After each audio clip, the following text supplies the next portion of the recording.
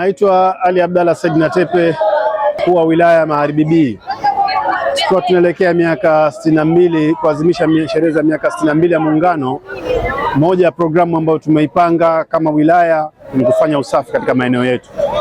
Sasa kwa siku ya leo tuko hapa sokoni Mwanakwerekwe, yani katika hii njia ya soko la Mwanakwerekwe, na tumeanza tokea saa 12 kuanza kufanya usafi, lakini usafi huu umejumuisha kusafisha vile kuondosha vibanda au maeneo au vitu ambavyo havipo katika utaratibu.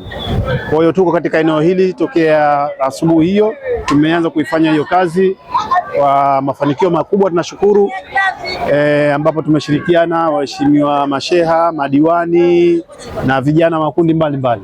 Kwa hiyo tumeanza kuifanya hii kazi, lakini ni wazi kwamba inatuonyesha kazi hii inahitaji kuwa ni kazi muendelezo kwa maana si mara ya kwanza watu kuja kufanya hizi shughuli hapa. Sasa mimi wito wangu kwa Baraza la Manispaa kuona sasa maeneo haya wanatilia mkazo katika vitu gani, kwa sababu tukiacha hivi itakuwa kila siku tunajirejea katika mazingira hayo.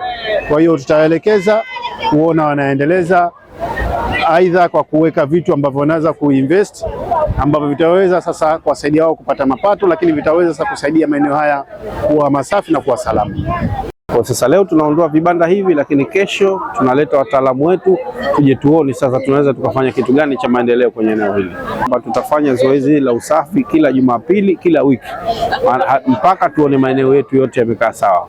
Sisi kwanza kama manispaa tumeanza kuchukua tahadhari ya kuondoa majaa yote ambayo sio rasmi, ambayo yanaweza kusababisha maradhi ya mlipuko wa kipindupindu kwa njia moja ama nyingine, lakini na wananchi nao wanaoishi kwenye maeneo hayo waendelee kutunza usafi ili mlipuko wa maradhi usitokee kwenye maeneo yetu.